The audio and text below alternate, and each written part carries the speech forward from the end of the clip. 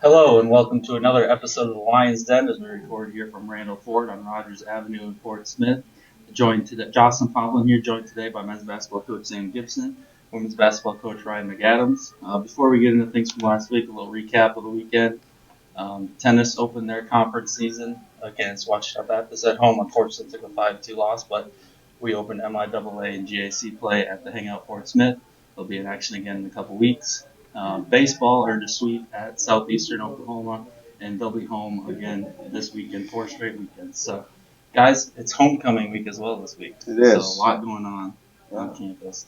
Lots of events all week. Get into last week, you guys. After all the long road trips in the Lone Star, you guys kind of talked about this before we came on camera. You finally had your longest trip of the year, going to Nebraska Kearney in 4 days. How did it?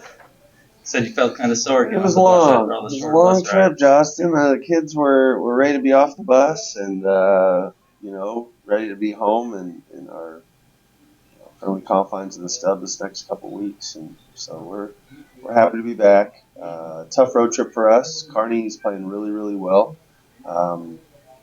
Just kind of came out and took it to us early.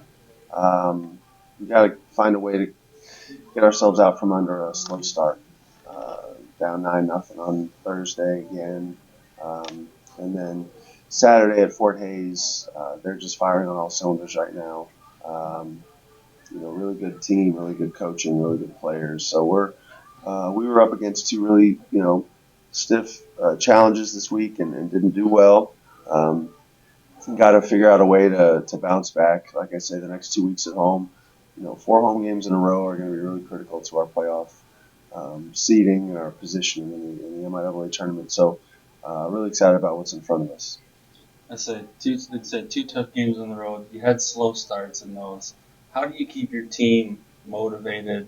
Not just in that game, but going forward. I mean, even the week before you fell behind early, but you came back. But still played in overtime games. But you've been behind, you came back. How do you keep your team in it? With still a lot left to play. That's a great question. I mean, you just hope that they are still enjoying the experience. They should be in a position where they're prepared every time they walk on the court right now. We're like Coach Gibson is, we scout very thoroughly, and everything is in place as far as what the opponent is going to do. We just need to show up and get ready to play a little bit quicker.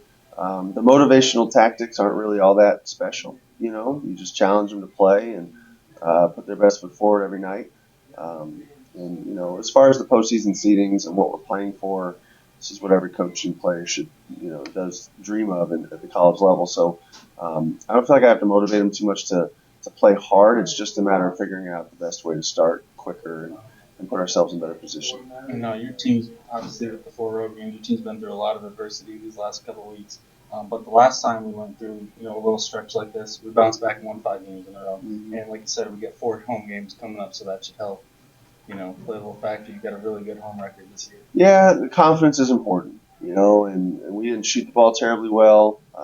We had at Emporia, we had at Northeastern, we had prior to these last 2 road games. We just didn't shoot the ball very well this last weekend, and I think some of that was legs, some of that was fatigue, emotional and physical fatigue. So, we hope that, we're back into our gym and sleeping in our own beds and developing our confidence again. All right, and over to you, Coach Gibson. Had a fast start at Kearney, led from start to finish, kind of the opposite of what we've been through for most of this year. Held the Lopers to 32% shooting. Kind of go through that game. Yeah, over the last 5 games now, we've started to really guard. We held Missouri Southern to 58. We held them in the 50s. I know Pitt got to 70, but 30 in the first half there. The 2 games this week were both both teams scored in the 50s. And so when you guard, you give yourself a chance no matter what your offense does. And the guys have started to buy into that and believe into that. And when you do guard and you get out there and make a few shots, then you get in the lead. And that's what we did. I thought we played really well. We shot over 50% for the game, I believe. Honestly, if they don't get to the free throw line in the second half, The game is not as close as it gets. Mm-hmm. But that's life on the road. That's life when a team's trying to come back and they start trying to get real aggressive downhill on you, and you're not moving your feet. You can get those body fouls, and but the guys did a really good job of. It's hard to win on the road in any league in the country. In our league, there's road environments. Kearney had a crowd of about 750, I think is what the box said, which is a very solid crowd. And then you go into Fort Hays and they have a crowd of over 3,000 people. And so it's hard to win on the road. Not your gyms, 6-8 hours away. And so to find a way to scrap one out Thursday, I was proud of the guys. I was honestly proud of the guys all weekend.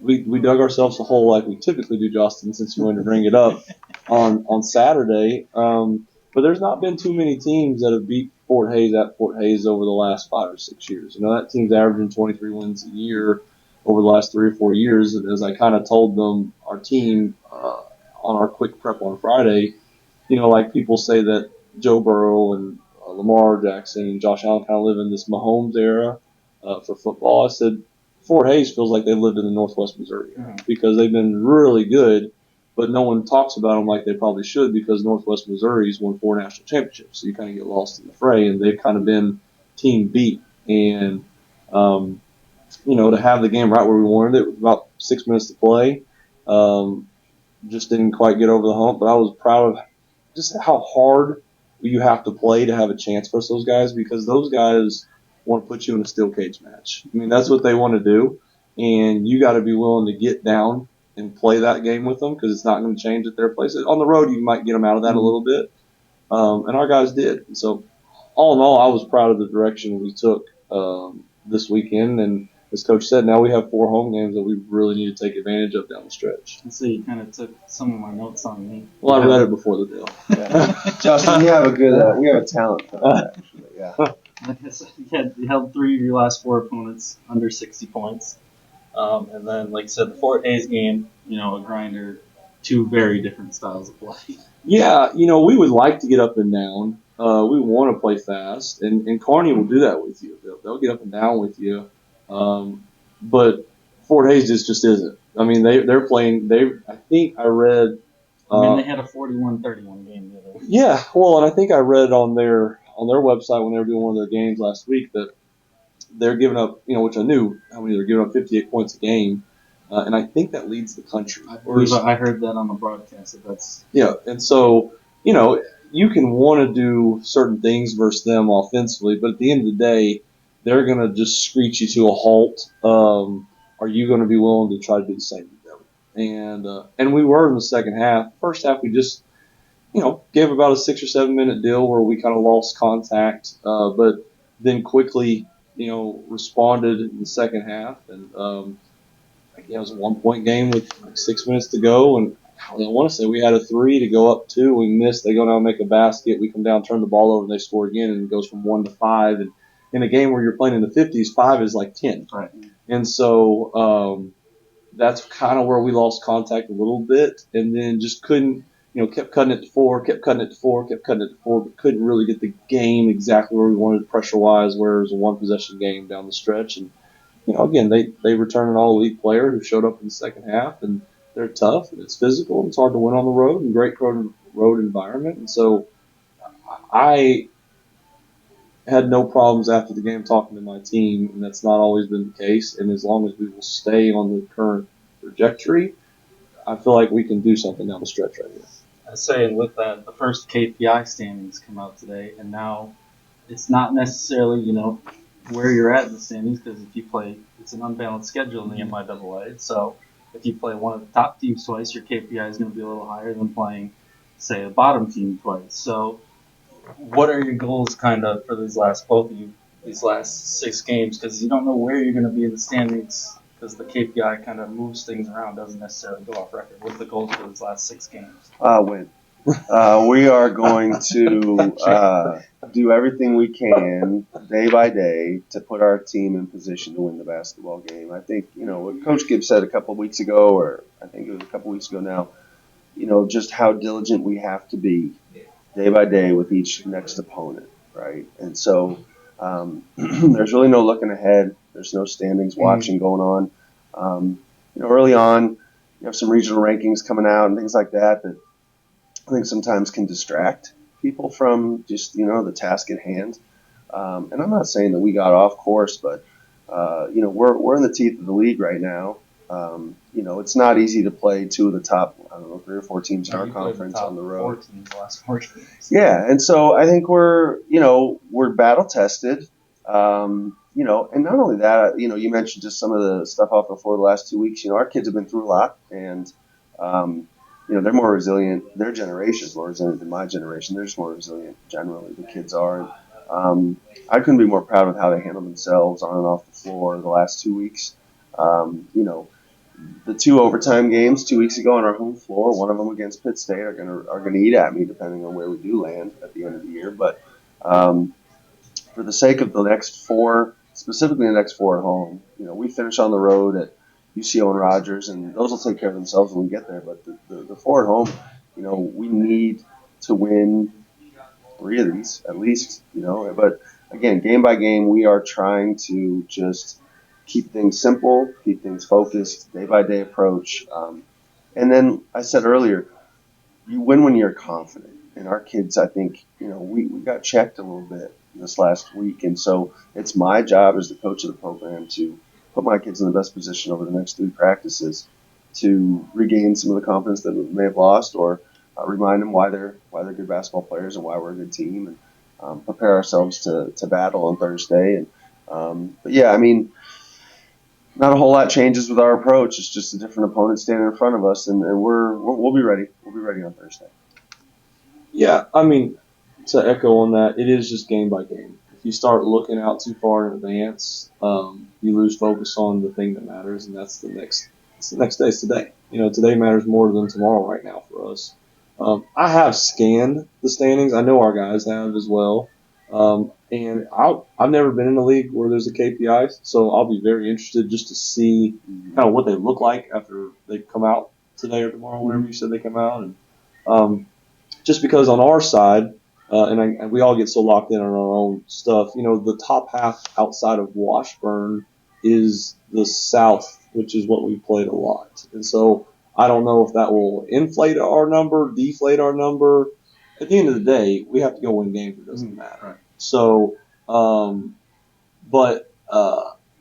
it'll be interesting just because I've never been in a league like this that has those numbers. Our volleyball team went through it where the North was superior to the South, and our girls kind of got the short end of that because in a normal year they would have qualified for the tournament but didn't. So I'll be interested to see it, but as I said, if we don't win games, it's a moot point on the same token. So we have a bear on Thursday, and that's if we're focused on anything else, we're not doing or treating Washburn with the respect they've probably earned. I was going to say, speaking of going game by game, Washburn comes in Thursday, 5:30 for the women, 7:30 for the men. On the men's side, they're the number 1 team in the country, undefeated, and they've only had 2 games decided by single figures out of all of them. So, what is it going to take to David beat Goliath? Well, it looks like that,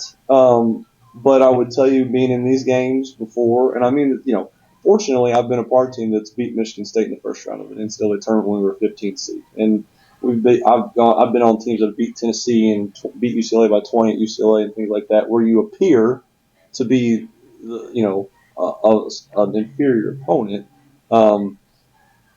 And that's where guys get confused that it's going to take this Herculean effort. No, it's going to take a Herculean compete level, and then to respect but not fear. So too many times teams that feel like they're the underdog go in there and they're scared of that too. And what I'll tell our guys this week is they're going to put their shoes on the same way we're going to put ours on, and we're going to lace them up and go out there at 7:30, and then you can test yourself. They're a really good team. I don't want to take anything away from them. Their culture is phenomenal. How they're playing right now is unbelievable.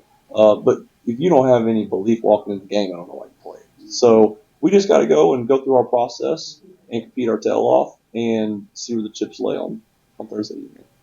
That's one of the benefits of our league, Justin. We played Pitt State on our home floor when they were 6. We just played 4 days at their place. They were 8.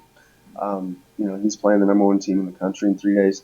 When you play in a league like ours, you're going to play. When we were in the Lone Star, Texas Women's was in the top 5. You play in leagues like this. You play at this level. There are hundreds of thousands of people that are the ages of our players that wish they could be wearing a jersey going up against a top 10, top 5 opponent in the country. This is an experience that you can look back on and say, I remember when we played that team that had that ranking and came into our building and we gave them everything they could ask for and we beat them. And those are experiences that you have as a team. Those are what bring the memories of your career. Those are what stick with you. He's talking about his playing days right now, that he was, had the unbelievable experiences of those games just as a member of a basketball team. So, that's a privilege. This is a privilege to play against teams of this caliber, to play against coaches and coach against people of this caliber. And our athletes, I think they're starting to figure that out. I think both sides. I've watched coaches' team the last few weeks, and our kids are really starting to understand how good we are, how good we can continue to get, and how good our competition is. This is really good basketball, and so that's a great opportunity. I'm excited for them. I'm excited to watch them play on Thursday. I would, we talk to our kids about the opponent, who they are, what they do, the rankings that come with them. If they read into those, and like he says, if those kind of impact their approach, that's our job to police that and do the best we can to keep them, to maintain level and just expect. They need to expect to compete with everybody they walk on the floor with. Otherwise, they wouldn't be here. So that's a great. We hope to have the. I was talking about an environment that we just played in on the road was significant. We have the opportunity, to show out and support these teams as well as a community. We're hopeful. I say, and usually homecoming week is some of our best crowds of the year. So, yeah. I mean, Washburn should be coming into a hostile environment. Yeah, we hope so. Yeah, that's the goal. We'll get the word out. So, join us 5:30, 7:30 on Thursday at the Stub against Washburn. And Coach McAdams, Washburn, for you guys, tied with us in the standings, 7-6, fourth in the MIAA, 73.6 per game. We're third in scoring, so it should be an up and down game, a little different pace than what and they have one of the top post players in the MIAA. They do. We've just played 2 of the top as well. But this kid can play too. Here we are. I mean, Washburn has beaten some people by a lot, lost to some people just as we have. It's an unpredictable, league, game to game, day to day. So, they're good. We've actually watched a good amount of their tape because they've played teams that we've played next or within a few games of when they played them. So we've gotten a chance to see them play a few times on their home floor on scout film. And they have good post play. They defend, in different ways, and they can score the ball. I think it's going to be who decides to get stops. We can both put the ball in the basket. It's going to, to his point, we need to sit down and guard. We need to do a better job I need to do a better job as a coach to put my kids in position to guard better. We can't keep giving up 80-plus point games to our opponents, and we know that, because we feel that we can score with anybody. But, if we can sit down and get stops, we have a really, really good chance to win any game that we're in. And I know that she's telling her group the same thing. So it'll be, rather than contrasting styles, it'll be similar offensive styles, and it's going to, be determined by who sits down and gets some defensive stops. All right, last thing for you, Coach Gibson.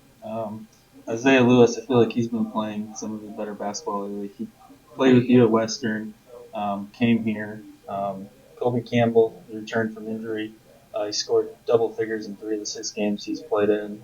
And then Roland McCoy said he missed, starting at the beginning of the season, but he's hit some big threes the last couple of games. Just highlight those guys real quick. Well, it makes me feel a little bit more sane. Because what I mean by that is we can get guys in our program and they're around here for more than 6 months, then they typically will develop the way we want them to. And those 3 guys have all been with us for more than 1 year. And it kind of shows as to their play. Isaiah's obviously been with me for 3 years. And he's playing really, really well right now. He's starting to mature I'd probably blasted him as good as I blasted anybody all year in the locker room at the Fort Hays game, and he responded with a double double in the second half. And so, but all those guys, they take coaching. They want to win. They've decided that UAFS is a little bit more than just a school that they're at; that it's their school. And when you do those things, and it's cliche, but when those things matter a little bit more than you're willing to do and accept and receive a little bit more than maybe you would if not. And not that our other guys aren't, but you know, they help me because they reinforce that if I just keep doing the right things, that those guys will develop the right way. And yeah, I mean, if you look at Roland's shooting percentage from last year to this year, the improvement, and it's not because Roland's become just such a much better shooter. It's because we've convinced him that these shots are more efficient for him. Mm-hmm. And, go down the line with Isaiah and Kobe as well. We're very proud of those guys. They've competed. Kobe's given us a huge lift defensively. I don't think it's any surprise that since he's come back, our defense has gotten better. And it's because now we have another guy on the floor that's really competing all the time. And so really proud of those guys. Could speak about them for a really long time, but I don't think their stories are written yet. I think we got 6 more games to figure out how their books go out. So 5:30, 7:30 Thursday at Stubblefield Center against Washburn. If you can't make it out, we'd love to have you. Like I said, we got the number 1 team in the country in the men's game coming in. If you can't make it, watch live on the MIAA network Saturday at the Stubblefield Center against Central Missouri. 1 p.m. for the women, 3 p.m. for the men. Again, if you can't make it, MIAA network, but it is homecoming this week, so we'd love to have you out there. Any final words, coaches? See you Thursday. Yep, see you Thursday. Come out and support. You're welcome in the Stubblefield Center any day. And then also we've got going on, as we record this, men's golf is teeing off their spring season down in Houston today and tomorrow. Baseball, weather permitting, hosts Oklahoma Baptist at Crowder Field Tuesday at 4 p.m. And then they're home this weekend, Friday, Saturday, Sunday at Crowder Field once again against William Jewell, 4 p.m. Friday, 1 p.m. Saturday and Sunday. We'd love to have you out for homecoming this week. Thanks for tuning in to another episode of The Lions Den. We'll see you next time.